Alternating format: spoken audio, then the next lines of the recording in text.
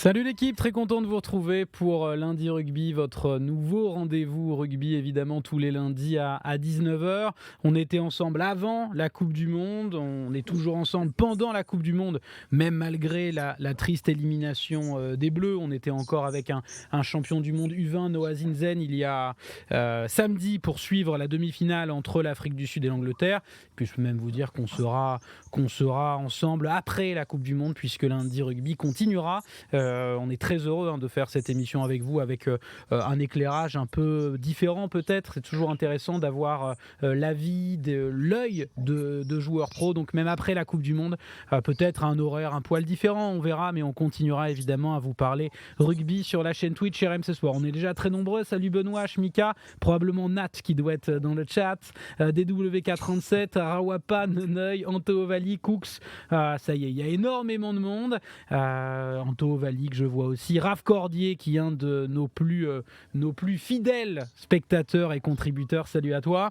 Le programme aujourd'hui, eh bien évidemment on va revenir sur les demi-finales, se projeter sur la finale. On fera comme chaque semaine notre 15 types des demi-finales et surtout aussi on se projettera sur la Coupe du Monde 2027 parce que ça y est, il est temps de tourner la page de cette élimination des Bleus et on se demandera avec quels hommes peut-être on pourra tenter d'enfin accrocher un titre de champion du monde.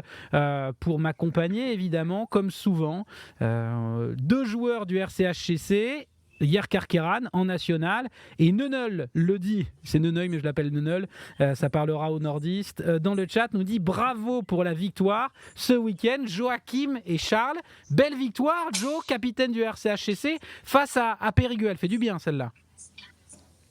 Ouais, merci Neneuil. La victoire fait du bien. On était sur un enchaînement de quatre défaites, donc on commençait un peu à avoir le couteau sous la gorge. Donc ça fait du bien de renouer avec la victoire, même si ça a été un match qui a été très accroché, très compliqué, mais justement on a besoin d'un match comme ça pour pouvoir passer à autre chose maintenant. Mais ça y est, il y a un fan club, il y a plus de monde dans le chat qu'à André Véran pour que vous imaginiez un petit peu, sans être méchant évidemment. Et d'ailleurs, je vois que victoire, Joe, signifie changement de cadre, signifie presque vacances. T'es plus à Yer Karkeran, là, ça y est, tu te paies du bon temps après une victoire face à Périgueux. Ouais, non. Alors, on avait quelques jours, quoi qu'il arrive, de prévu off, parce qu'on a eu un bloc de 4 matchs. Donc, comme toutes les équipes un peu de nationales, après un bloc de 4 matchs, elles ont toutes quelques jours de repos. Et le deal, c'était si on gagnait ce match contre Périgueux, on avait l'entraînement du vendredi qui était prévu sauter. Et du coup, on n'aura pas entraînement vendredi, on reprendra samedi. Bon, parfait. Charles, il y a aussi une petite prime de match quand même en national, j'espère. Et non, on joue pour l'amour du maillot là. Il n'y a pas une prime de victoire? Non. Certains l'ont peut-être dans les contrats, mais non, tout le monde n'en a pas. Sujet sensible. Joe, si je t'avais posé la question en premier. Non, c'est pas non plus. S'il y en a, c'est individualisé. D'accord. En étant promu, c'est pas forcément le plus intelligent de partir sur des primes de match. Parce que moi je me souviens d'un Cyril Bombo à Strasbourg. Bon, le club a fait faillite depuis, mais Cyril Bombo à Strasbourg. Alors Cyril Bombo, c'est un joueur fidjien, si je dis pas de bêtises, passé par le Racing, etc., par de très gros clubs. Il avait signé à Strasbourg dans le club de Joachim, et il touchait combien par prime de victoire, si je dis pas de 1005? C'était 1500 €, c'est ça. Ça fait, Sachant qu'on a gagné tous les matchs de la phase régulière. Ah bah tu m'étonnes qu'il était motivé pour les matchs, évidemment. Bon, le club a fait faillite, je ne sais pas s'il y a un lien, mais peut-être que la gestion était moyenne. On ne va pas évidemment revenir sur ces sujets sensibles avec Joe. Bon, bravo en tout cas les gars, je suis très content, je sens davantage de sourire et de détente. Dans le chat, on dit que je suis frileux. Non mais alors pour la petite histoire, j'ai fait une émission poker pour Winamax jeudi dernier et j'avais fait la bêtise de mettre également un col roulé. Et en répétition, il y avait la clim, pas de spotlight, etc. Je me suis dit, quelle bonne idée. J'ai fait un petit magasin, je me suis dit, je vais m'acheter un col roulé. Ils allument le spot, ils coupent la clim 1 minute avant qu'on démarre. J'étais en nage, on aurait dit un droitier en réathlétisation, très mauvaise idée. Bon, intéressons-nous tout de suite. 1500 € la victoire. Raph, il était aussi à Strasbourg ou quoi ? Oui, il a joué avec vous à Strasbourg. Ouais. Et Ouais, vous, ouais. simple mortel, vous touchiez combien à l'époque en prime de victoire? Vous aviez quand même un petit truc? Alors, c'était la même chose pour tous les joueurs. Attends. C'était 500 euros Ah, la prime de match. Ah oui, non, hors Cyril Bobo, pardon. oh, d'accord. Ah ouais, mais quand Pour le même, c'est un simple mortel, budget, c'était. c'est un gros budget, quoi. Ça Ouais, fait après, 23 après ils joueurs pour les ont. 23? Ouais, pour ça, pour les Pour les 23 qui étaient 23, sur donc il y a la 10 000 feuille de balles, match. quoi. Il y a 12 000 Ouais. balles à chaque. Ok, donc Raph Cordier, c'est bon. Ça y est, il compte. Il se souvient très bien qu'il y avait 500 balles à chaque victoire. N'hésitez pas, si vous avez des questions, évidemment, pour Joe, pour Charles, sur le quotidien de joueurs. Je vous rappelle que Joe a été passé notamment par le MHR. Il a été champion de France Espoir. Ça remonte, c'était une année de Coupe du. Enfin, t'es pas loin d'une année de Coupe du Monde. T'es passé également par le LMR. C'est Lille qui avait gagné sa montée sur le terrain par Strasbourg. Et Charles est passé par le top 14 avec l'UBB, la Pro D2 avec Provence Rugby et joue maintenant à Carqueiranne en 3e division. Messieurs, ce que je vous propose évidemment, c'est qu'on s'intéresse dans un premier temps au match du week-end.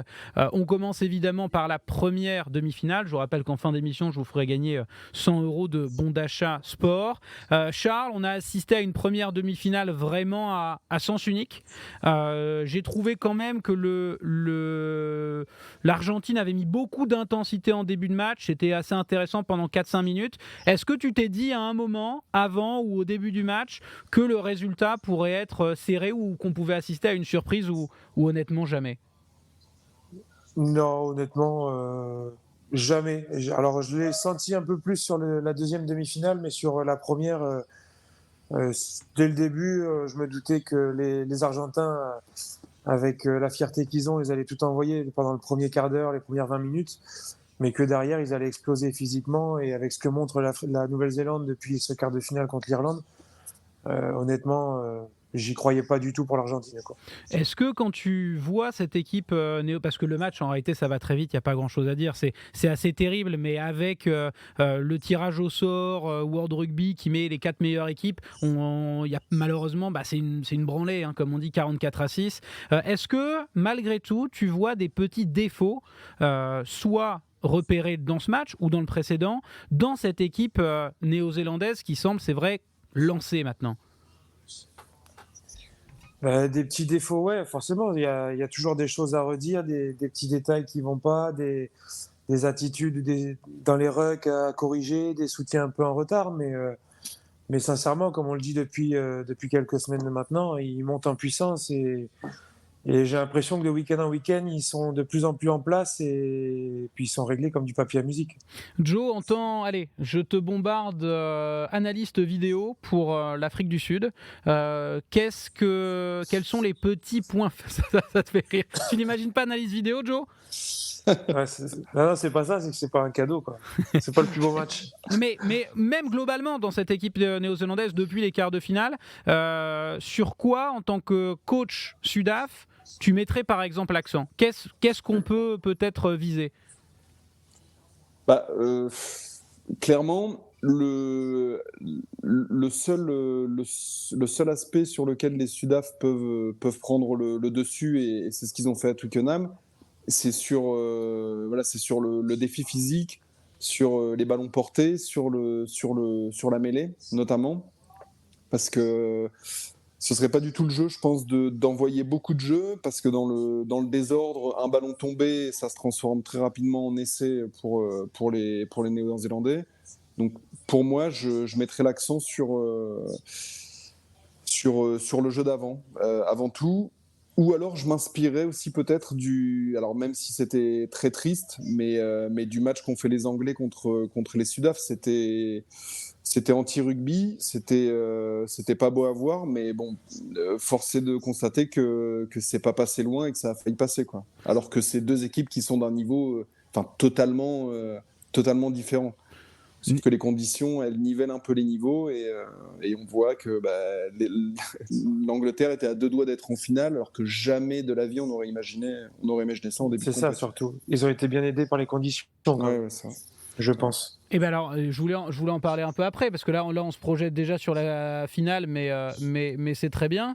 Je vais vous montrer quelque chose, parce que moi, je suis assez d'accord avec vous. C'est-à-dire que alors, on va pas parler tout de suite de qui est notre favori, mais il y a quelque chose à prendre en compte, c'est la météo. Parce qu'on voit quand même que moi, ce que je pense, c'est que moins la météo sera bonne, plus ça avantagera l'Afrique du Sud. On est d'accord avec ça ? D'accord. Ouais, totalement. Et c'est vrai, alors il y a un peu de pluie pour l'instant. Je vous ai mis pour les météorologues un petit peu le retour. Samedi, alors dans la nuit de vendredi à samedi, donc la veille de la finale, il y a pas mal de pluie prévue, et il y a un peu de pluie prévue le jour du match. Donc on risque d'assister, les gars, à un plan de jeu sud-africain qui ressemblera à ce qu'ont fait les Anglais face à eux en demi-finale. C'est ça, Joe ? Ouais, c'est triste, mais ça risque d'être ça. Ouais. Dans le chat, n'hésitez pas, si vous avez repéré des petits points faibles. Neneuil, le Périgourdin, j'imagine on doit dire, nous dit le point faible des Blacks, ce serait Rico Ioane en défense. Est-ce que c'est aussi... Alors, Joe parlait plutôt de la tenue en mêlée, donc plutôt peut-être Ethan de Groot. Charles, est-ce que, toi qui es centre, je le rappelle, est-ce que Rico Ioane au poste de 13, il te rassure pas trop défensivement ? Alors, me rassure pas trop, ce serait un peu exagéré. Après, c'est sûr que c'est pas le plus gros défenseur chez les Blacks, et c'est pas lui qui met les Blacks dans l'avancée, dans le secteur défensif, mais il reste quand même très propre dans ce domaine, et il se trouve rarement. Donc, les Sudaf, s'ils le visent, mais je pense pas qu'ils le visent forcément, pourront trouver de l'avancée dans sa zone, puisque c'est une zone assez large à défendre en numéro 13 et assez compliquée à défendre. Mais je pense pas que ce soit un maillon faible non plus pour les Blacks, quoi. Comment on fait pour, par exemple, voilà, j'imagine, j'estime que Rico Ioane se trouve un petit peu parfois en défense. Comment on fait pour exploiter cette faiblesse quand on est centre ? Ça veut dire, on va gaver de ballons le 13 adverse pour aller le défier, mais c'est peut-être pas physiquement. Comment on fait pour exploiter cette faille ? Tu vas essayer d'aller le cibler par des lancements de jeu avec des courses différentes, avec un joueur qui s'écarte, puis le joueur juste après qui a une course rentrante, pour essayer de forcer justement ce 13 en face à faire un choix entre les deux joueurs. Et puis là, si c'est bien réalisé avec les bons timings, c'est 50-50, c'est une chance sur deux. Donc c'est par les courses différentes des joueurs attaquants que le 13 il est souvent en difficulté, parce qu'il se retrouve à défendre et son numéro 13 et à anticiper en même temps l'extérieur sur le numéro 15, puisque toi tu te retrouves avec le 15 de derrière, donc tu es forcément un joueur de moins dans la ligne. Donc en gros, c'est lui envoyer des informations un petit peu qu'il ait du mal à gérer et en profiter. C'est ça. En face, on aura Jesse Krill, numéro 13. Est-ce que c'est un joueur qui te semble capable d'exploiter les potentielles faiblesses de Rico Ioane, ou c'est un peu léger vu le niveau de Rico ? Non, alors physiquement c'est un bœuf, hein. Jesse Krill, il casse des plaquages, il avance tout le temps, mais s'il pleut, tu vois, contre l'Angleterre, je crois qu'il n'a pas touché de ballon jusqu'à la 52e ou 53e minute. Les stats sont terribles, t'as raison. Donc, Zéro ballon d'attaque. C'est ça, ouais. Donc déjà, s'il pleut, il y a très peu de chances qu'ils touchent des ballons et puis qu'ils aillent cibler jusqu'au numéro 13, puisque on le sait, quand il pleut, les défenses, elles ont tendance à monter très fort pour déstabiliser l'attaque et faire tomber les ballons. Donc déjà, c'est un facteur qu'il faudra prendre en compte.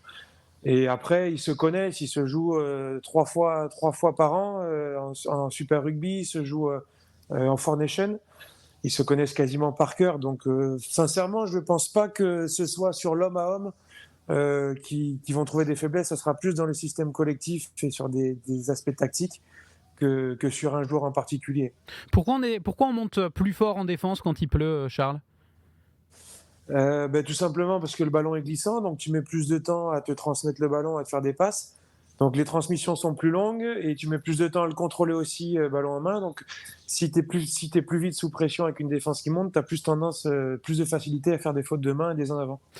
Très bien, et on a beaucoup aimé dans le chat ton analyse justement du 13-15. C'est Anto Valli qui nous dit ouais, c'est exactement ça, je suis 100% d'accord avec lui, il faut jouer avec 13 et 15 sur les lancements première main. Neneuil qui a été bluffé évidemment par le niveau d'Yer Karkeran ce week-end, qui nous dit super analyse de Charles. Joe, est-ce que tu identifies d'autres petits éléments qui sont peut-être un peu moins bons côté néo-zélandais? Tu as parlé du combat, tu as parlé de la mêlée, on a parlé notamment de Rico Ioane. Est-ce qu'il y a autre chose qui peut-être te fait dire on peut mettre le doigt là-dessus, ou honnêtement c'est complet sur le reste? Non, après sur le reste, ça me semble assez complet. Après, comme pour toute équipe, je pense que le jeu au pied va être hyper important. Et s'ils partent sur l'idée d'arroser comme l'ont fait les Anglais, malheureusement, ça restera quand même du 50-50. Et ça, il n'y a pas vraiment de maîtrise et de plan anti-coup de pied à faire du côté néo-zélandais, quoi. Donc, je serais eux, moi je m'inspirerais aussi de ce côté anglais qui a failli fonctionner, qui va leur donner peut-être des contre-rucks, des mêlées, des pénalités, des choses comme ça, des choses Ils l'ont déjà en plus en magasin, parce que c'est exactement ce qu'ils ont fait contre la France, hein. Ouais, voilà. Donc ils sont capables de le faire tout aussi bien que les Anglais, hein. Est-ce que vous pensez que les Néo-Zélandais sont aussi bien armés que les Anglais dans le jeu aérien? Parce que ce que je veux dire, c'est que Charles a raison, ils ont utilisé un petit peu les techniques des ballons hauts, la tactique des ballons hauts face à nous, ça a très très bien marché. Face aux Anglais, on a Freddie Stewart et Elliot Daly qui ont quasiment pris tous les ballons. Côté Néo-Zélandais, on devrait avoir Mark Telea, on devrait avoir Will Jordan sur les ailes j'imagine, et Beauden Barrett en 15. Joe, tu les situes où un peu dans la hiérarchie mondiale? Est-ce que c'est l'assurance touriste? Est-ce qu'on est un petit peu en dessous du niveau anglais, au-dessus de la France? Tu les mets où ces joueurs en termes de ballons individuellement, même si Charles nous disait la semaine dernière que c'était aussi une organisation collective très importante? Alors, je les mettrais au-dessus de la France sur ce secteur. Après, Will Jordan, pour moi, c'est un mec qui est assez sûr, de par sa formation aussi. C'est un mec qui a joué 15. Bielbiarré C'est un mec aussi, qui est hein. assez sûr. Ouais. Mais ouais, en tout cas, il semble beaucoup plus sûr sur les ballons hauts. Après, par contre, pour Barrett et Telea, c'est pas son point fort de base. Et Barrett, alors autant son frère qui fait 1m96, c'était beaucoup plus simple. Autant lui, je le trouve quand même. Il est grand aussi, hein, Boden, hein. Je crois qu'il est pas loin d'1m88, hein, 89. Hein. Mais c'est un 10 de formation, en tout cas. C'est un 10 de formation, mais il a toujours, depuis qu'il commence avec les Blacks, il a toujours été balayé entre le poste de 15 et d'ouvreur depuis le début. Il s'en est toujours très bien sorti sous ses ballons hauts. Après, je rejoins Jojo, je pense que le point faible, ça serait plutôt Telea sur les 3 joueurs, qui serait un petit peu en dessous techniquement des 2 autres. Mais maintenant, on connaît la formation des Néo-Z, ils viennent tous du 7, donc ils sont tous très à l'aise dans les ballons hauts. Et je pense que sur un match, en plus c'est un match de cette importance, avec la pression, la concentration qu'ils vont avoir, je pense qu'ils seront tout aussi efficaces que les Anglais, si ce n'est plus. Donc, tactiquement, j'ai envie de dire, ça devrait être de l'Afrique du Sud toute crachée, avec défi physique, on ralentit le rythme. On demande des mêlées, même sur les marques. Ils l'ont refait, hein. Ils l'ont refait face à l'Angleterre. Et on bombarde de ballons hauts. C'est ça l'idée. Ouais, alors je sais pas tu vois, cette histoire de mêlée qu'on demande pour le marque, ils le feront directement parce qu'ils le font une fois que c'est la deuxième première ligne qui est rentrée. Ah, face à la France, ils l'ont fait en première mi-temps. Hein. Dès la première La première, je crois. Hein. C'est Damien Willemse qui la demande, je crois. Hein. J'ai un doute dans le chat, n'hésitez pas à me dire, mais je crois qu'il demande en fin de première mi-temps, moi. Parce que en fait, Rassi Erasmus, en conférence de presse, dit moi, je veux ralentir le rythme et je veux défier systématiquement quand on peut les défier en mêlée fermée. Et il y a aussi, c'est la 37e, nous dit Lisa. Donc, okay. Visiblement, non, ça, ils le font. Mais ça, globalement, on va dire que ce serait votre stratégie si vous étiez coach sud-africain. Je montre évidemment Rassi Erasmus. On se souvient d'un précédent à Twickenham. Il n'y a pas si longtemps, il y avait eu un carton rouge. C'est Scott Barrett qui avait pris le carton rouge. Est-ce que vous vous attendez à nouveau à ce qu'on appelle un banc 7-1 qui avait très bien fonctionné face aux Néo-Zélandais, qui a été abandonné lors de la Coupe du Monde. Un banc en 7-1, ça veut dire quoi ? Ça veut dire mettre 7 avants sur le banc, ce qui n'existait pas il y a encore 2 mois. Mais on est davantage, soit 6 avants, 2 3 quarts, soit 5 avants, 3 3 quarts. Charles, est-ce que tu penses qu'on peut revenir à ce banc à 7-1 qu'on a déjà vu par le passé entre l'Afrique du Sud et la Nouvelle-Zélande ? Alors c'est possible si vraiment ils annoncent de la pluie pendant tout le match. Je pense que ça peut être une option qui lui traverse l'esprit à Erasmus. Maintenant, je pense qu'il y a peu de chances qu'ils le fassent parce ils ont trouvé un peu leur marque avec les 2 charnières sur le banc, avec Pollard et De Klerk. Et De Klerk sur le banc, et Rena qui est Libok qui attaque. Donc ça leur permet d'avoir 2 styles de jeu complètement différents et de s'adapter très vite dans le match en fonction de la tournure que ça prend. On l'a vu ce week-end contre les Anglais, il a très vite fait rentrer Pollard avant même la mi-temps, ce qui est très rare. Ouais. Donc après un début moyen de Libok, mais c'était étonnant quand même. Il était en difficulté et du coup ça leur a permis de s'adapter. Ils n'ont pas hésité à le changer vers la 30e, je crois. Ouais. Donc je pense qu'ils vont plutôt rester dans cette optique-là et de faire un 6-2 ou un 5-3 qu'un 7-1 pour une finale. Ouais, c'est sûr. Ce serait se tirer une balle dans le pied que de partir avec un 7-1 si au bout de 10 minutes ou 15 minutes de jeu, t'as un 3 quarts qui se blesse, ça devient un bordel, quoi. Et surtout à des postes comme 9 ou 10. Surtout en plus quand tu vois le niveau des Blacks là, depuis 3 matchs et le volume de jeu qu'ils mettent, si tu mets qu'un seul remplaçant derrière et que tu as un blessé, tu te retrouves très vite en difficulté. Vous êtes déjà fait sortir, vous, en première mi-temps pour hors blessure ? Sanctionné comme ça ? Première mi-temps. Parce que j'étais avec alors Noah Zinzen, je ne sais pas si vous connaissez, mais il est champion du monde du vin. Il vient d'être sacré, il est 3e au Racing 92. Et lui dit oui, ça m'est déjà arrivé. Donc alors qu'il a 19 ans, donc je me demandais si avec votre carrière. Il me disait oui, c'était les attitudes qui n'étaient pas bonnes. Je n'ai pas creusé, j'aurais peut-être dû. Donc là, on parlait des faiblesses sud-africaine, vous en identifiez les néo-zélandaises. Joe, est-ce que dans les points faibles sud-africains, tu identifies des choses claires également ? C'est compliqué parce que Erasmus, c'est quand même un sacré coach. Là, clairement, le problème sur ce match contre l'Angleterre, c'est qu'ils avaient un 10 qui était plutôt du style joueur et pas forcément un 10 de pluie, entre guillemets. Et il a vite réglé le souci. J'ai l'impression que peu importe un peu la physionomie du match, il arrive toujours à trouver la petite solution, le joueur ou les joueurs à faire rentrer au bon moment.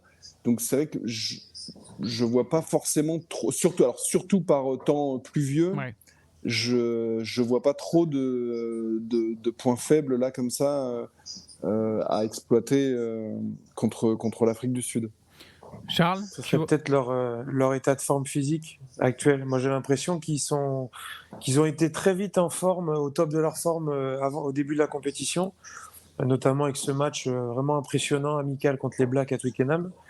Et là, j'ai l'impression qu'ils sont un peu en train de fatiguer. Je les ai trouvés très, très fatigués, très, très en manque de puissance face aux Anglais. Alors, les Anglais ont fait un gros match aussi dans l'engagement. Mais j'ai l'impression qu'ils sont moins impressionnants physiquement et moins dominateurs qu'au début de la compétition. Et peut-être qu'ils y ont laissé pas mal de plumes aussi contre l'Irlande. Donc il faut quoi contre la France, pardon. Donc il faut envoyer du volume au maximum ? Moi, je pense que de toute façon, les Blacks, c'est leur fonds de commerce, mais je pense que dans leur état d'esprit, ils vont balayer le terrain de long en large et occuper aussi le champ profond. Ils vont les faire courir, quoi. Alors simplement pour revenir ils sont hyper puissants, donc. Vas-y. ils sont hyper puissants. Donc, si tu les fais courir et que tu les fatigues, derrière, ils seront un peu moins mobiles sur le terrain et tu vas avoir les espaces qui vont s'ouvrir. Simplement pour revenir sur cette demi-finale entre l'Afrique du Sud et l'Angleterre, alors je rappelle que l'Afrique du Sud a gagné dans les derniers instants 16-15. Tu as été surpris du fait que le match soit aussi serré, Charles ?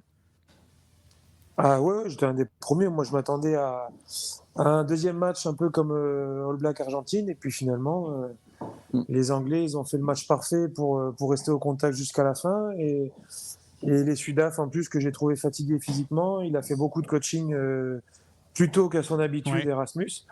Donc, ouais, j'ai été surpris de voir les Anglais aussi accrocheurs. Petite question sur l'arbitrage qui a encore fait parler. Alors c'était assez particulier parce que c'était Ben O'Keefe qui a à nouveau arbitré. Donc c'était l'arbitre de Afrique du Sud France qui arbitrait à nouveau l'Afrique du Sud face à l'Angleterre. Qu'est-ce que t'en as pensé ? J'ai trouvé qu'il était plus sévère qu'il avait débriefé son match en fait entre la France et l'Afrique du Sud et qu'il était plus sévère sur les zones de ruck qu'il était lors du match précédent. C'était une bonne prestation de Ben O'Keefe pour toi ou toujours limite ? Il a été beaucoup plus cohérent que contre nous et il y a moins d'erreurs flagrantes, on va dire. Après, il y a toujours des débats dans les phases de rugby, des choses qui prêtent à l'interprétation, mais ouais, j'ai eu cette impression aussi un peu comme toi qu'il avait. Est-ce que c'est par rapport au débrief d'après-match ou est-ce que c'est par rapport à toutes les critiques et la polémique qui gonflait qu'il a eu tendance à être un peu plus sévère avec les Sudaf et sur ce match et pour se couvrir un peu aussi peut-être.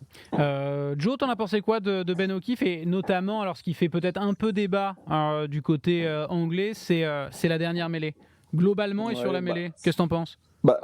Moi, globalement, j'ai trouvé qu'encore une fois, il avait pas du tout fait une belle partie. Alors, pas aussi que c'était comme le dit Charles, c'était pas aussi flagrant que le match France-Afrique du Sud, mais j'ai pas trouvé encore une fois qu'il ait fait une grande partie. J'ai trouvé qu'il a été assez sévère avec les Sudaf en début de match. Et j'ai eu l'impression qu'il a peut-être voulu un peu compenser sur la dernière mêlée. Alors, il faut jouer première ligne pour vraiment tout comprendre sur la mêlée. Je m'en doutais, j'avais fait une capture d'écran parce que pour moi, la décision est plutôt bonne, mais il siffle trop tard. Alors sur le chat, vous allez voir en fait ce que... Alors il fait le geste, Ben O'Keefe, je peux pas vous montrer la vidéo pour des questions de droit, je tiens à mon poste, mais c'est vrai que sur la mêlée, on voit à un moment clairement Ellis Genge qui perd ses appuis, qui met le genou au sol et après il se redresse. Ce qui est un peu étonnant, c'est qu'après la mêlée, elle part en travers. Alors à qui est la responsabilité, ça, on verra ça avec Cyril Blanchard la prochaine fois, mais Cyril il est blessé. Mais ce qui est étonnant, c'est qu'en fait, il sanctionne pas tout de suite, à mon avis, de peur, parce que c'est compliqué, parce que c'est la 78e, parce qu'on sait qu'il y a André Pollard, mais techniquement, moi je trouve qu'elle est plutôt bonne la décision, surtout qu'il venait d'être pénalisé, je crois, 4 fois en mêlée, il n'avait pas sorti de carton jaune. Honnêtement, moi je l'ai trouvé, je trouve que la décision est plutôt correcte, mais ce n'est que mon avis. N'hésitez pas à me dire ce que vous en pensez dans le chat. Pourquoi je parle d'arbitrage ? Raph, dans le chat, me fait une passe décisive, parce que pour la finale, il nous dit, Flo, on n'en parle pas assez, mais l'impact de l'arbitre va avoir un réel rôle. On voit, voilà, bon, il détaille. Mais c'est vrai, Charles, alors toi, t'avais pas trop... L'arbitre de la finale, c'est officiel, ce sera un Anglais, ce sera Wayne Barnes, qui est réputé globalement pour être le meilleur arbitre au monde. Moi, j'avais trouvé, entre Nouvelle-Zélande et l'Irlande, qu'il avait été plutôt dur envers les Irlandais dans les rucks. Toi, c'était pas ton avis, Charles. Est-ce que le fait que Wayne Barnes, qui est peut-être un peu plus intransigeant que Ben O'Keefe, soit l'arbitre de la finale, change quelque chose pour la finale à laquelle on va assister ? Est-ce que ça change ? Je sais pas. Maintenant, c'est un arbitre que les deux équipes connaissent très bien parce sa réputation est plus à faire au niveau international. Moi j'ai trouvé lors du quart de finale qu'il avait été plutôt très laxiste avec les Irlandais qui avaient attaqué selon moi beaucoup le sol avant de mettre les mains sur le ballon et qui les avaient pas pénalisés suffisamment. Donc j'espère qu'il fera pas la même chose avec les Sudaf ce week-end. Mais non, après c'est pas plus mal d'avoir un arbitre qui est réputé un peu sévère. Parce que peut-être que d'entrée de jeu, il va vouloir marquer son territoire et montrer aux deux équipes qu'il ne laissera rien passer et que derrière, ça va permettre de fluidifier le jeu et qu'il y aura peut-être moins d'erreurs et ça dépendra moins d'une erreur d'arbitrage sur la fin du match. Joe, toi, je rappelle, tu es capitaine de Yerker Karan, tu es 3e ligne, donc tu as l'habitude encore plus que Charles de ferrailler un peu dans les rucks. Est-ce qu'on est capable, durant un match, de s'adapter à l'arbitrage? Parce que, je veux dire, nous aussi, on aurait pu ralentir. Alors, même s'ils avaient des sorties de ballon lentes, de toute façon, les Sudaf, ça aurait peut-être pas changé grand-chose. Mais est-ce que, quand tu es joueur, tu peux te dire, bon, écoutez, les gars, l'arbitre, on voit bien qu'il les laisse tout faire dans les rucks, donc on n'hésite pas, en gros, à gêner un petit peu plus, à mettre une petite main. Est-ce qu'on peut s'adapter? Est-ce qu'on arrive à s'adapter en cours de match à un arbitrage un peu différent dans les rucks? Les rucks, c'est, on va dire, pour schématiser, ces petits regroupements au sol, cet amas de joueurs, pour vraiment schématiser. Ouais. Déjà à notre niveau, on a, selon certains arbitres, quelques petites consignes, justement, sur leur manière d'arbitrer certaines phases et compagnie. Donc, qui nous permettent déjà, à nous, avant le match, d'avoir une idée des choses sur lesquelles il vaut mieux faire attention et compagnie. Et là, à leur niveau, à eux, ils ont un truc vraiment détaillé. Donc, déjà, avant de commencer le match, ils connaissent l'arbitre et ils connaissent un peu les choses sur lesquelles il a tendance à pointer le doigt. Et au cours du match, c'est des mecs qui sont hyper intelligents. À ce niveau-là, tous les joueurs sont hyper intelligents. Donc, bien sûr que c'est des mecs qui peuvent s'adapter en cours de match. C'est des mecs qui savent à 90% tous plus ou moins gratter. Donc, oui, pour moi, c'est des mecs qui peuvent s'adapter. À peu près. Ouais, voilà. Mais oui, c'est des mecs qui s'adaptent en cours de match, qui au moment où ils font le geste de gratter, regardent l'arbitre pour voir si parce que ça communique aussi maintenant avec l'arbitre. Donc oui, c'est des mecs qui s'adaptent en cours de match sans souci pour moi. Bon, Charles, j'aurais peut-être dû te poser la question parce que Alc Cordier dans le chat me dit, Flo, j'ai jamais vu Joachim gratter un ballon. Bon, on va dire qu'il a profité de son statut pour répondre à cette question. Messieurs, vous m'avez parlé des points faibles, des points forts, on a parlé de météo, on a parlé d'arbitre. J'ai besoin de votre prono. Charles, qu'est-ce que tu vois pour cette finale samedi 21h, Nouvelle-Zélande, Afrique du Sud, pour la première équipe avec le 4e titre mondial? Prono, messieurs. Écoute, moi je continue à dire que c'est les Néo-Zélandais qui vont gagner. D'accord. Quel genre de match? On attend un petit peu de pluie, mais pas trop. J'espère que ça va être un beau match. Quand on commence à dire ça, ça a toujours. Quand tu vois le jeu affiché des Sudaf depuis le début du mondial, ça te laisse perplexe. Maintenant, historiquement, dans le Four Nations, il y a toujours eu des grosses confrontations entre les deux équipes avec un jeu plutôt ouvert et assez spectaculaire. Donc, j'ai envie d'y croire que ça se tournera plus dans ce sens-là et que ce sera un beau spectacle. Un petit score ? 26-21 pour les Blacks. 26-21. Joe, quel style de match et quel score ? Le style de match, j'ai peur que ça ressemble un peu, en fonction des conditions, un peu au match qu'on a eu en demi entre l'Angleterre et l'Afrique du Sud, malheureusement. J'arrive pas trop à imaginer. Alors peut-être côté néo-zélandais, parce que comme l'a dit Charles tout à l'heure, c'est un peu leur fond de commerce, le jeu. Mais j'ai un peu peur d'assister à une purge comme on a vu ce week-end. Oula. Et j'ai envie de croire en la Nouvelle-Zélande, donc je vais partir sur la Nouvelle-Zélande, mais j'ai un peu peur. Je partirais sur un 19-15. Allez, va pour 19-15. J'ai lancé un sondage dans le chat, n'hésitez pas évidemment à nous donner. Donc tu m'as dit 19-15, c'est ça ? Ouais. Et allez, je vais dire un arbitre très sévère avec les Sudaf dans les rucks, 21-12 pour la Nouvelle-Zélande. N'hésitez pas à nous donner vos pronos, évidemment, on suivra le match en direct. Alors, je ne sais pas encore quel joueur m'accompagnera samedi, et comme d'hab, celui qui trouvera le score exact avant le début de la rencontre remportera 150 € de Box Sport, et je vous en ferai gagner déjà 100 € à la fin d'émission et 150 le jour du match pour pimenter un peu les choses. Alors, c'est pas évident, mais vu que vous êtes 600 là actuellement, si on est 600, il y en aura bien un qui va trouver le score exact. Joe et Charles, il faudrait être là pendant la finale, évidemment, si vous voulez toucher vos 150 € de Boxe Sport. Rapidement, messieurs, avant de parler de l'avenir du 15 de France, et notamment sur quels nouveaux joueurs on pourra compter peut-être en 2027 pour être champion du monde, cette fois en Australie, eh bien, on va repartir sur notre 15 type du week-end dernier. Alors, le 15 type, donc... Évidemment, donc là il n'y a que les demi-finales, donc ça va être peut-être un petit peu plus rapide que d'habitude. Hop, je vous l'affiche à l'écran. Messieurs, est-ce qu'il y a des joueurs déjà dont on ne peut pas se passer dans un 15 type? N'hésitez pas dans le chat évidemment à nous faire vos propositions. Freddie Stewart en 15. Pas de débat, Charles? Ouais. Ouais, je suis d'accord. La seule chose, c'est... J'ai pas trop compris pourquoi ils avaient fait ça en fin de match, mais peut-être vous pouvez m'expliquer. Pourquoi...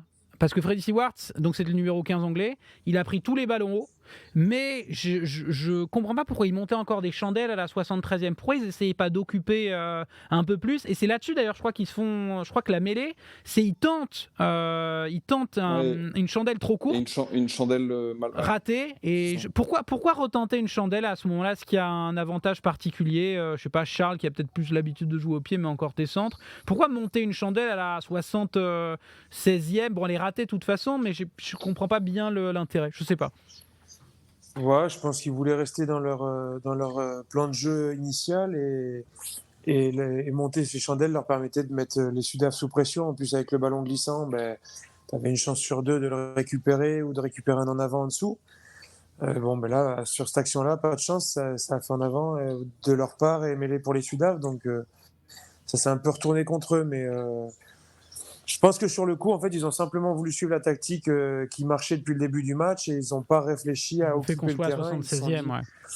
Ils se sont dit, on est bon sous les ballons hauts, on arrive à les mettre sous pression, donc on continue là-dedans et puis voilà.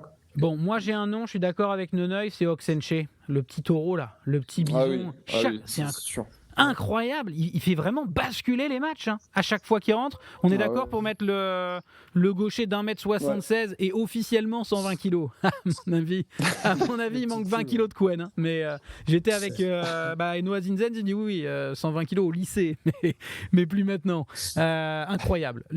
Incroyable comme un gaucher. Donc le gaucher n'est pas forcément censé être le meilleur de la mêlée en mêlée. On dit davantage que c'est le droitier qui fait des différences. Mais peu importe. Lui, vraiment, qui que ce soit, il arrive vraiment à tuer l'adversaire. Et c'est important aussi, on parle souvent d'arbitrage, mais en fait maintenant les arbitres s'attendent à ce qu'ils dominent. Donc même une décision 50-50, bon là c'était pas décision 50-50, sauf peut-être la dernière, mais on s'attend à ce qu'ils dominent. Et le fait qu'ils demandent les mêlées sur les arrêts de volée, ça joue aussi et forcément ça va influer sur les décisions. Charles, est-ce que tu as d'autres indéboulonnables dans notre sélection? Will Jordan, avec son triplé encore. Allez, Joe, on est d'accord. En plus, je crois que tu es assez fan de l'ailier des Crusaders. Moi, je suis tout à fait d'accord pour mettre Will Jordan. Est-ce que vous avez d'autres noms? Moi, j'aurais mis Maro Itoje parce qu'il a été... Ça faisait longtemps qu'il n'avait pas fait un match comme ça à ce niveau. Il a été hyper chiant en touche, hyper chiant dans le jeu. Enfin, il a été un poison, quoi. Itoje en 4, ça me va très bien. Charles, ça te va aussi? Ouais. Ok, donc pour l'instant, on a Oxenche, Maro Itoje en 4, Will Jordan en 14, Freddie Stewart en 15. Au poste de 10, pour moi, il y a peut-être débat entre deux joueurs que j'ai trouvé très bons. André Pollard, qui pour moi fait tourner le match, et honnêtement, j'ai trouvé le match de Owen Farrell très bon. J'ai trouvé le match de Owen Farrell, je le déteste, mais dans l'occupation, le drop, etc., je l'ai trouvé très bien. Vous en pensez quoi au poste de 10 ? Ouais, moi j'aurais mis Farrell aussi. Ouais, moi aussi. Allez, va pour Farrell. Il est éliminé, ça y est, on peut bien lui donner ça. Est-ce que vous avez d'autres indéboulonnables ou on passe aux propositions du chat ? Vas-y, Jojo.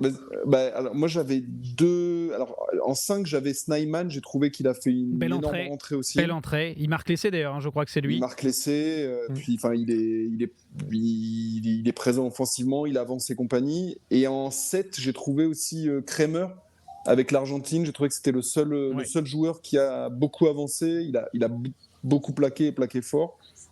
J'ai rien Donc, contre. j'avais ces deux-là. Qu'est-ce que t'en penses, Charles? Les deux?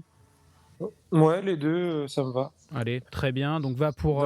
Dans la même ligne que Snyman, tu vois, je pensais à Foury, moi, qui a fait une très bonne rentrée au talon vrai. aussi, et qui amène l'essai de Snyman derrière C'est vrai. avec sa charge. Enfin, je l'ai trouvé très, très percutant dans sa rentrée.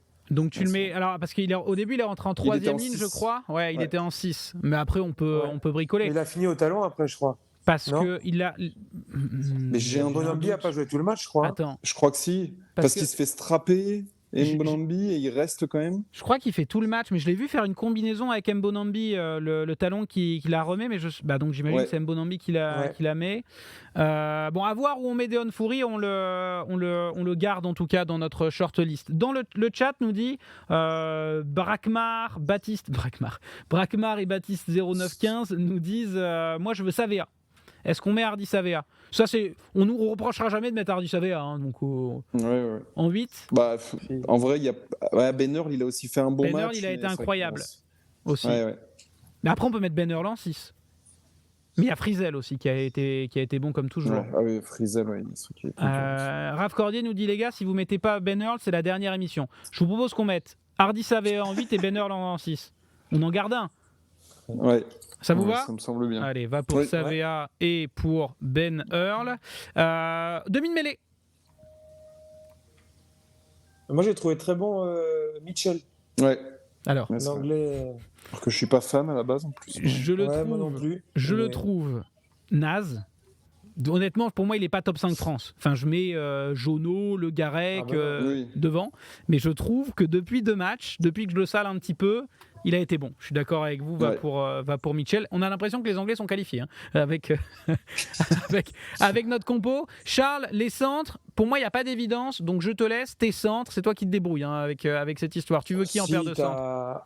Jordi? En 12, tu as Jordi Barrett qui a été monstrueux encore. Et en 13 Moi, je suis d'accord, Jordi Barrett. C'est tout.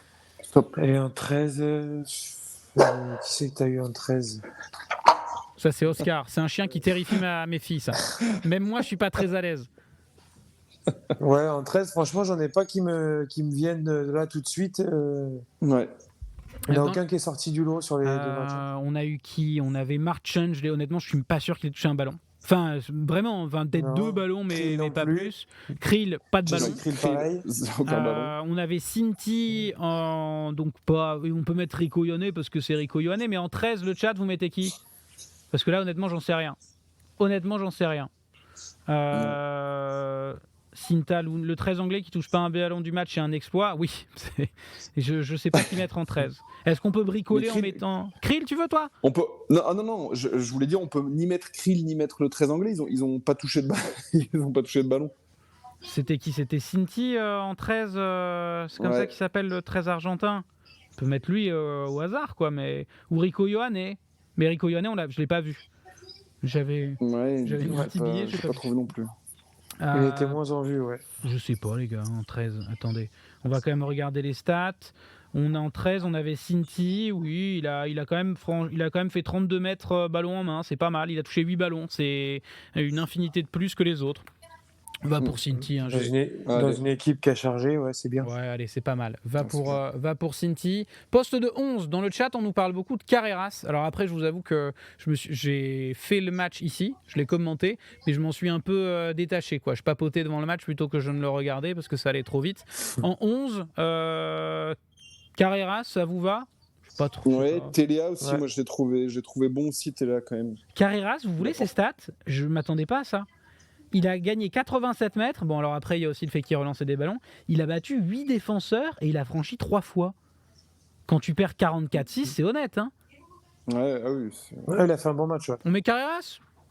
Allez. Ou bien Téléa, comme vous voulez, les gars. Téléa, je vais vous dire ses stats. Carreras, Téléa. Alors, des stats. Il a battu plus de défenseurs.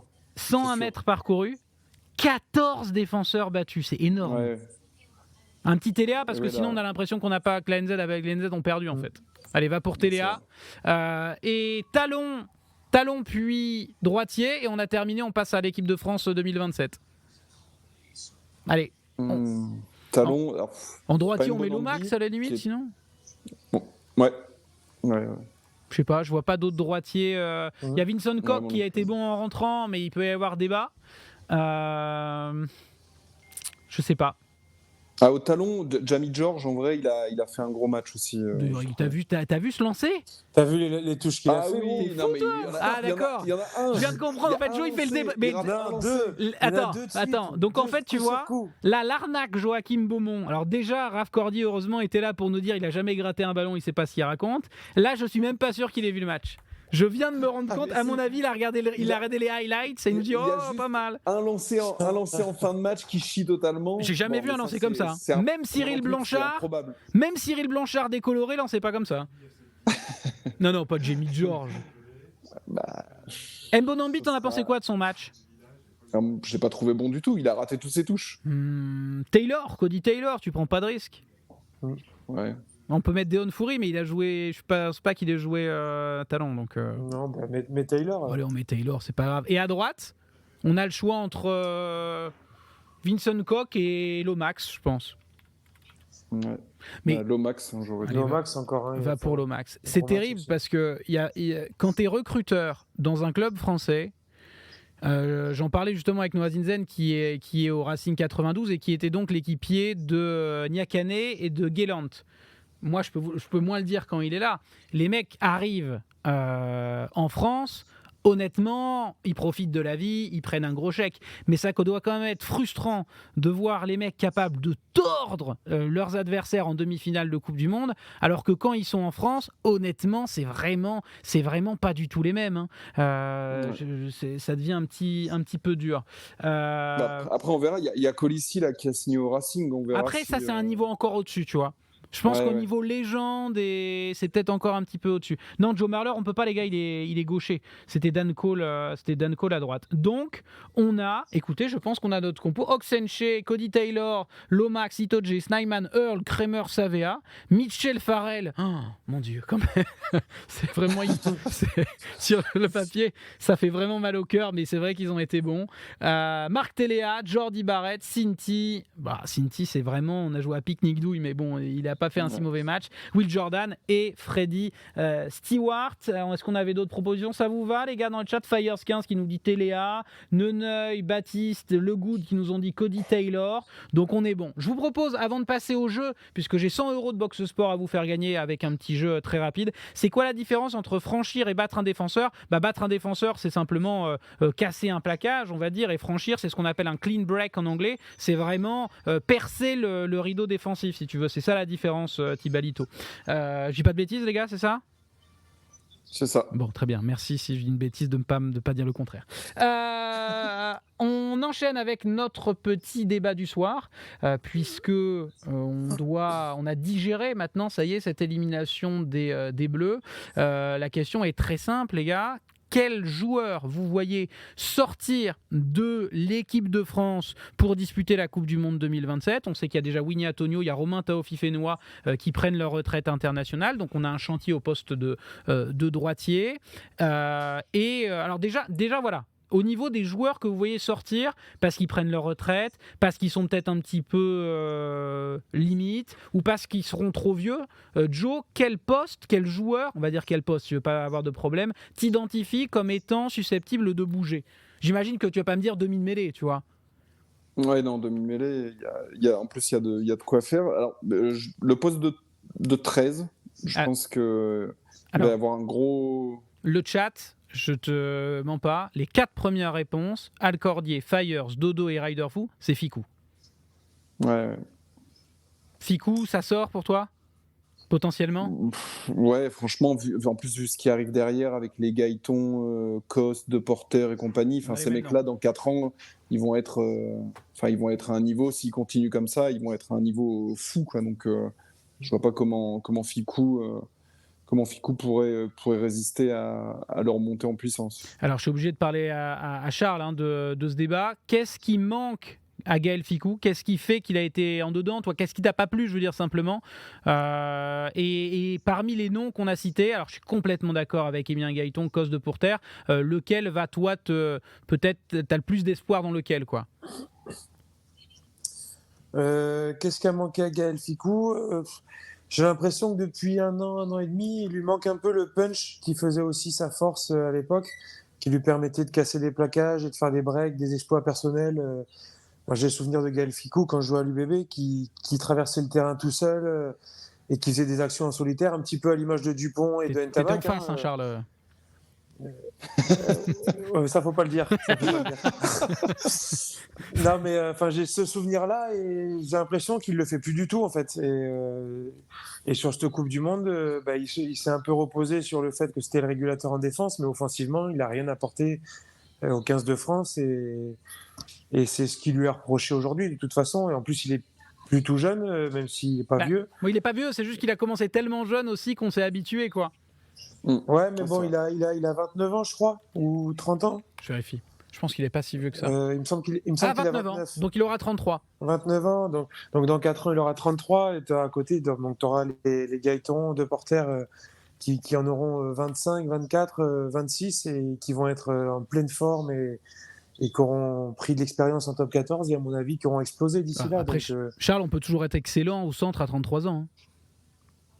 Hein. Tu peux, mais T'as quel âge faudrait. J'ai vérifié avant de faire la blague. Non, tu peux, mais il aurait fallu l'être cette année. Et dans la nouvelle génération, est-ce qu'il y a un nom qui sort du lot pour toi? On a parlé de Gaëton, de Porter, de Coste. Moi, je les aime tous. J'aime beaucoup les deux, le Bordelais de Porter et le Palois Gaëton. Voilà. Après, faut pas oublier Arthur Vincent aussi, je pense quand même. D'accord. Qui là revenait de blessure, mais qui a jamais déçu en équipe de France et qui est un très bon joueur aussi et qui est plus jeune que Gaël Ficou, donc lui aussi il sera là dans 4 ans, je pense. Donc, j'ai l'impression, en tout cas, à vous écouter, qu'il n'y a pas vraiment de chantier, quoi. Il y en aura bien un qui percera au niveau international au centre. Il n'y a pas vraiment d'inquiétude, quoi, Charles. Non, on a du réservoir, on a des jeunes qui poussent et qui arrivent. Et pour les deux derniers là qu'on a cités, De Porter et Gaëton, ça fait déjà 2 ans qu'ils grattent du temps de jeu en top 14.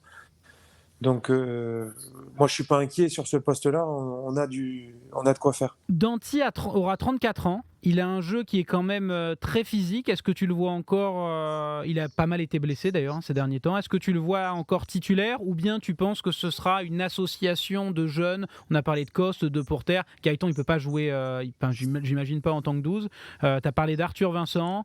On nous parle de Moefana, Dodo dans le chat. Est-ce que Danty, à 34 ans, t'y crois pour être champion du monde? C'est dur à dire, mais... C'est dur à dire parce qu'aujourd'hui, il est dans sa meilleure forme de rugbystique. J'ai l'impression qu'il n'a jamais été aussi en forme physiquement. Donc aujourd'hui, j'ai envie de te dire qu'à 34, oui, il sera encore là dans 4 ans. Et maintenant, on ne sait pas, plus tu vieillis, plus tu es sujet aux blessures. On ne sait pas, personne n'est épargné, la preuve avec Ntamak. C'est vrai. Donc on ne sait pas ce qui peut arriver. Et dans son registre à lui, à part Moefana, aujourd'hui, il n'y en a pas en France. Tu as Arthur Vincent qui peut jouer 12 mais qui n'est pas du tout dans ce profil-là. Donc, on va dire pour fixer les défenses, extrêmement puissant. Ouais, c'est ça. Donc si tu as Tanivili qui est en deçà depuis 1 an et demi mais qui est quand même en dessous de Moefana et Danty. Tu peux nous rappeler où il joue, Charles? Ça va se voir. Mais... Alors depuis cette année, il est à Bordeaux. Ah. C'est un Clermontois à la base. C'est un Clermontois. Ah, quelle surprise. Donc j'imagine, attends, parce qu'on va aller directement. Donc là, on va parler du poste de droitier à la place de Winnie Antonio. Tu vas me dire Falatea, par exemple. Bah évidemment. Non mais vas-y Charles, moi je demande... Pour l'instant, dans la suite logique, il fait partie des 3 Français en équipe de France. Je taquine, mais c'est vrai. Après, je t'avoue que ce n'est pas les postes que je regarde, donc que les jeunes qui vont sortir et qui arrivent, je ne les connais pas à ce poste-là. Simplement pour revenir au poste de centre, ton avis également, Anto Ovalie et Ryder, je suis complètement d'accord, c'est un joueur que j'aime beaucoup et dont je trouve qu'il a un petit peu fait évoluer son style à cause des blessures, c'est Julien Delbouis, moi que j'aime beaucoup. Est-ce que tu penses qu'il peut avoir ce niveau international? Il en est proche pour l'instant. Est-ce que tu penses qu'il peut franchir ce petit cut ou il en manquera un petit peu? Je pense pas. Sincèrement, je pense que c'est un super joueur de top 14, un super joueur de club, mais qu'il lui manque, il lui manque un petit truc pour être un bon joueur international. Et aujourd'hui, il y a des joueurs devant lui. Il y a pas mal de joueurs qui sont devant lui dans la hiérarchie. et notamment les jeunes qui arrivent. Donc lui, il est un peu plus vieux déjà, même s'il reste jeune, je crois qu'il a 26-27 ans. En tout cas, il serait pas trop vieux pour 2027. J'ai vérifié, mais Il serait pas trop vieux, mais à partir du moment où il n'a pas déjà eu de cap et que je le vois pas exploser d'ici 4 ans. Il a 24 ans. Pour se gagner sa place. Mais moi, c'est un joueur que j'aime. Je le vois pas exploser. Je comprends. Pour la Coupe du Monde dans 4 ans, pour moi, il y sera pas. Joe, dans les postes, on parlait du poste de droitier, on perd Winnie Antonio. On a vu qu'on était en difficulté quand Winnie Antonio sortait, notamment en mêlée fermée, quand Dorian Aldeguer rentre. On a dans les autres prétendants, on a Falatea, on a Bamba également. Est-ce que tu penses qu'on a dans notre réservoir un droitier de niveau international maintenant ou dans 4 ans ? Alors maintenant, je pense pas, j'en ai pas le sentiment. Après, dans 4 ans, ouais, il peut y avoir des mecs comme un Laclaya qui va faire sa première année là, en top 14, qui va forcément progresser et compagnie, qui sera d'un tout autre niveau. Mais là, tout de suite, c'est vrai qu'à ce poste, je trouve qu'on a moins de réservoirs qu'à beaucoup d'autres postes. En équipe de France. Moi, il y a un petit jeune. Alors, le problème, c'est que ça, c'est vraiment des postes qu'on appelle à maturité lente. C'est-à-dire que Winnie Antonio, à l'âge de Bamba ou autre, je ne suis pas sûr qu'il était encore déjà au niveau international. Tu peux devenir un excellent droitier à 32, 33, 34 ans. Mais moi, il y en a un c'est Tatafou. Je ne sais pas si vous voyez qui c'est. C'est un droitier bayonnais. Non, qui joue à Bayonne, mais qui vraiment... alors, c'est beaucoup trop tôt. Il est français ? Il est français. Il est né au Tonga, je crois. Il est français. Okay. Il est gif, je crois. Et tu vois, il n'y a pas vraiment d'énormes pépites, je trouve. Alors qu'au centre, t'en as, en veux-tu, en voilà. Mais c'est vrai qu'un Tatafou de Bayonne, je me dis, dans 4 ans. Physiquement, c'est un monstre. Après, Tatafou, pour moi, il a 25-30 minutes dans les jambes, quoi. En top 14. Hein. Bah, il peut nous faire une Oxenche. International, ouais. ouais. Mais du coup, il te faut un mec devant lui qui fait 60 minutes. Et pour l'instant, on l'a pas forcément. On l'a pas pour l'instant. Est-ce qu'il y a d'autres postes on nous parle d'Afane qui était ou Afan, je sais pas comment ça se prononce, qui est le droitier des champions de monde U20 également. Alors c'est encore très tôt. Moi, un poste auquel je pense qu'on est blindé, c'est le poste de 5 parce que pour moi, Meafou, ça y est, il prend le maillot dans 3 semaines. On est d'accord là-dessus ou vous voyez d'autres joueurs peut-être? T'as Meafou et t'as le jeune Touilagui aussi, Pozzolo, qui gratte du temps de jeu un peu avec Perpignan et qui, j'espère, va exploser lui aussi. Donc pas d'inquiétude. Tu auras 2 numéros 5 potentiels. Ouais, 2-5 et en 4, tu auras Flamand toujours. Qui va continuer. Tu auras Woki qui est quand même encore jeune. Et tu as Verhaeghe aussi qui est jeune. Voilà. Verhaeghe, tu as Oradou là, qui commence à se montrer et qui est pas mal du tout, qui se sera épaissi un peu d'ici 4 ans. Donc, deuxième minute, c'est pareil. Ah, ok, très bien. Je vais préparer une petite compo pour 2027. Question de 3e ligne. Charles Olivon aura 34 ans. On a vu que, honnêtement, moi je trouve que plus on avance dans sa carrière, meilleur je le trouve. Alors il a eu beaucoup de pépins physiques. Il a été opéré des épaules plein de fois. 34 ans, Charles Olivon. Il faut aussi de l'expérience, il faut des cadres. Si tu devais faire la compo maintenant, Joe, est-ce qu'à 34 ans, tu mettrais encore un Charles Olivon ? Dans 4 ans, on ne sait pas à quel niveau il sera, c'est ça qui est compliqué. Mais bon, clairement, pour moi, ce ne sera pas un souci d'âge, ça va dépendre des blessures qu'il aura là, pendant ces 4 ans, le sérieux on ne sait pas comment son corps va réagir aux 4 saisons là, à venir et compagnie. Donc, pour moi, l'âge, c'est qu'un chiffre et il faudra voir en fonction des matchs qu'il fait avec l'équipe de France et en club. Quoi. Oui, puis tu es 3e ligne et tu as 33 ans, donc tu vas pas commencer à dire que la retraite arrive. Vous êtes fixé, vous, au fait, un âge où vous verrez comment le corps va ? Parce que, désolé de vous le dire, mais vous êtes plutôt sur la fin quand même de votre carrière. Vous avez encore de très belles années, mais est-ce que vous vous dites, bon allez, ça y est, le corps, dans quelques temps, j'arrête. Vous êtes fixé quelque chose ou pas, Charles, par exemple ? Ça fait un petit moment qu'on le ressent. De toute façon, passé la trentaine, tu sens que tu récupères moins bien, que tu as plus souvent mal, plus longtemps mal aussi après les matchs. Donc après, c'est relatif, c'est propre à chacun. En fonction des blessures que tu as eues par le passé, des séquelles que tu en gardes. Franchement, comme disait Joachim, ça dépend vraiment de chacun. C'est pas une question d'âge, hein, c'est une question des séquelles que tu as pu garder de grosses blessures passées.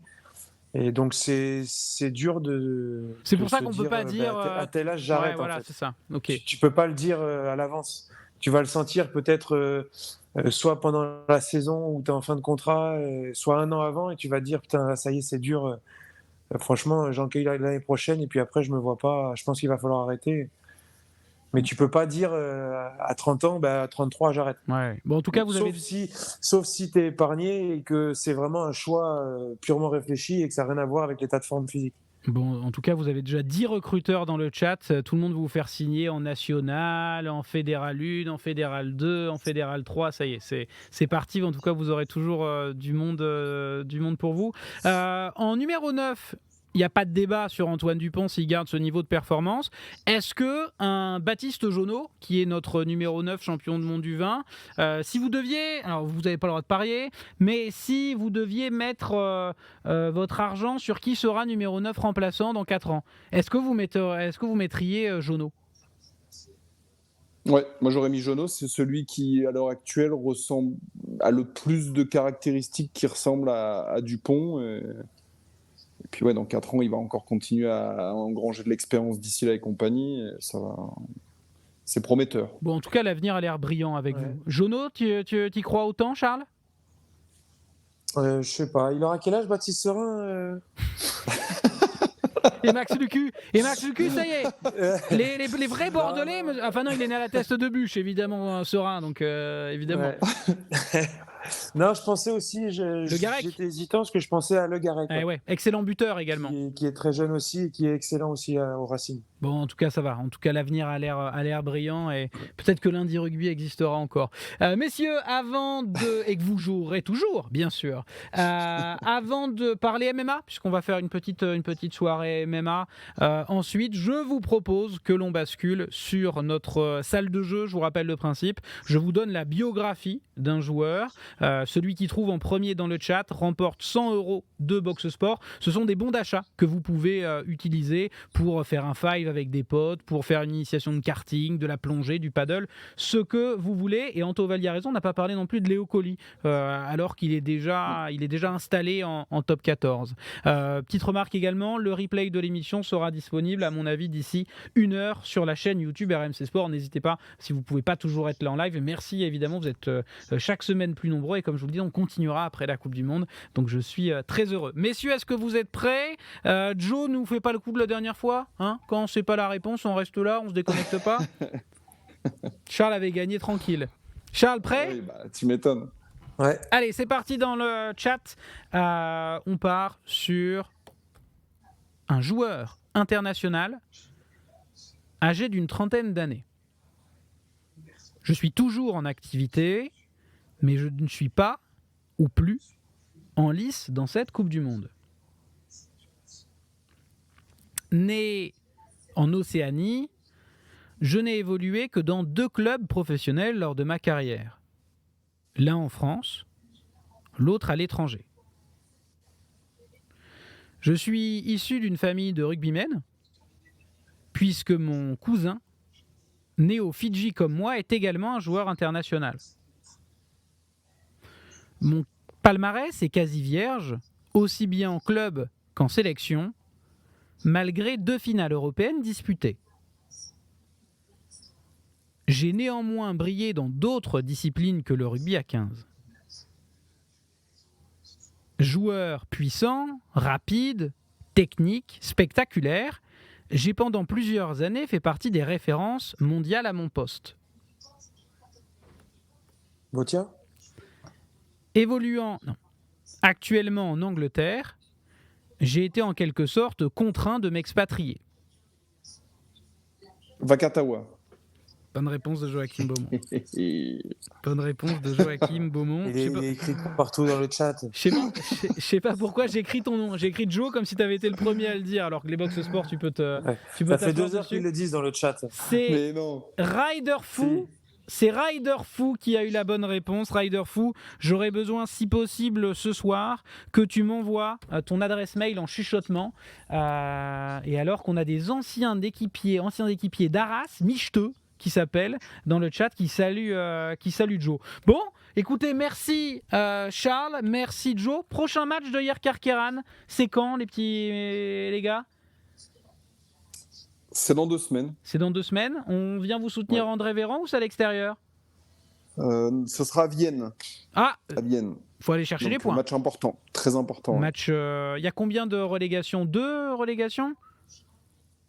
Oui, c'est ça. 2 relégations. Il y en a une. C'est comme top 14 maintenant. D'accord. Et un barrage. Avec un match de barrage. Un barrage. Et donc on va dire que l'objectif Vienne, je crois qu'ils n'ont pas une victoire. En tout cas, ils ont 6 points. Alors c'est peut-être que des bonus où il y a une victoire, mais match important pour vous. Ok. On vous suivra évidemment. Je crois que le match est diffusé sur. Je crois que les matchs nationaux sont diffusés sur Rugby Zone. Donc si vous allez voir Joe et Charles évoluer, n'hésitez pas à jeter un coup d'œil. De notre côté, on se retrouve samedi pour suivre la finale ensemble et lundi prochain devant Lundi Rugby